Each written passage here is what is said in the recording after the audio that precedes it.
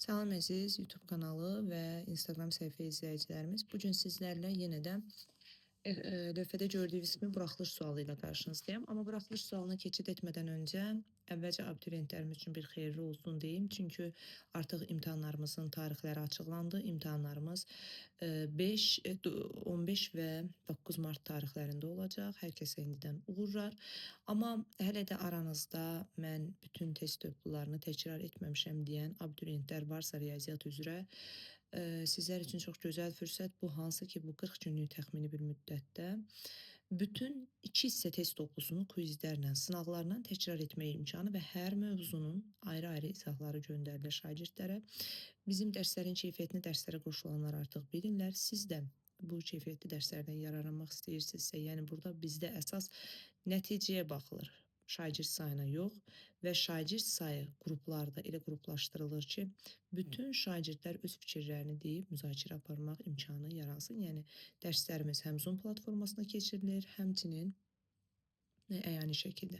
Dərslərə qoşulmaq üçün, ətraflı məlumat üçün ekranda gördüyünüz nömrə ilə əlaqə saxlaya bilərsiniz. Gəlin keçid edək suala. Sual nədir? Sual buraxılış suallarındandır.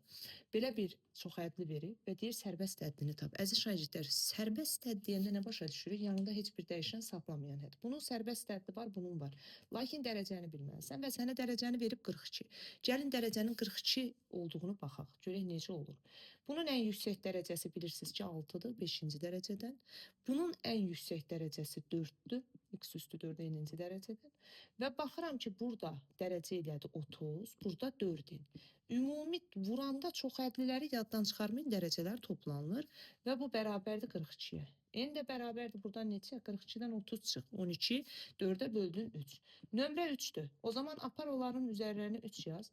Plus 1 üstü 5, x üstü 4 minus 3 üstü 3. Sərbəst həddi nədir bunun? 1. 1-in üzəri 5, digərinin sərbəst həddi nədir? Mənfi 3-ün üzəri 3, bu da eləyəcək mənfi 27. Deməli, çoxhəddinin dərəcəsi olacaq mənfi 27.